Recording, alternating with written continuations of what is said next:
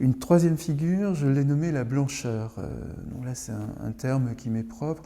Il s'agit d'une disparition de soi, une volonté d'effacer toutes les contraintes de l'identité, ne plus porter le fardeau d'être soi avec son nom, avec le fait d'être le fils ou la fille, ça peut être aussi d'être le père ou la mère, ou d'être l'écolier ou l'étudiant, etc. Il y a ce sentiment que l'identité est trop écrasante, un fardeau insupportable, et on veut s'en défaire à travers une recherche de coma. Alors les figures de la disparition sont multiples, elles sont parfois radicales. Le coma éthylique en est l'une d'entre elles. Donc il s'agit de boire non plus pour la légèreté, l'euphorie de l'ivresse, mais pour rouler sous la table le plus vite possible. On connaît aujourd'hui ces pratiques d'alcoolisation extrême où des jeunes sont capables de boire un mètre ou deux de vodka, par exemple, c'est-à-dire un mètre de verre qui sont posés côte à côte et ils boivent comme ça. Certains ont trouvé l'idée de s'injecter carrément l'alcool dans le sang ou de le poser de le mettre dans leur corps, dans des endroits où le corps absorbe plus vite l'alcool. Donc il s'agit bien de disparaître au plus vite.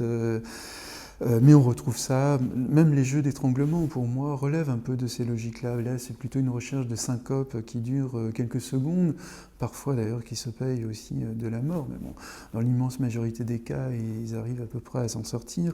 Mais c'est pendant quelques secondes être délivré de soi, ne plus que ça nous prenne la tête, etc. Puisque je dis ça parce que beaucoup de ces jeunes, là on est moins dans les conduites à risque que dans la méconnaissance du danger. Parce que dans les jeux d'étranglement, on a affaire à des jeunes qui sont parfois très bien dans leur vie, très bien dans leur peau, qui veulent expérimenter des choses, mais qui, par contre, méconnaissent les dangers de ces pratiques et qui s'étranglent donc tout seuls chez eux à 50 cm du sol, parce que personne n'a pu ils étaient dans le coma et donc ils n'ont pas pu enlever la corde qui était en train de les étouffer et ils en meurent. Mais cette espèce de fascination aujourd'hui de la jeunesse dans le monde entier pour ces jeux d'étranglement, de mon point de vue, renvoie à cette volonté de disparaître de soi, ne plus être enfermé dans une identité qui est vécue comme intolérable.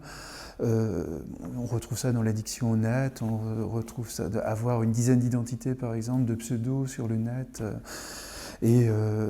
Parce que l'identité concrète, physique, est absolument insupportable. On retrouve la volonté de disparaître de soi aussi dans la quasi-totalité des conduites à risque, ne serait-ce que dans les tentatives de suicide, où on utilise des médicaments qui mettent hors conscience, par exemple. Les sectes sont aussi une manière de se démettre de soi au profit d'un gourou.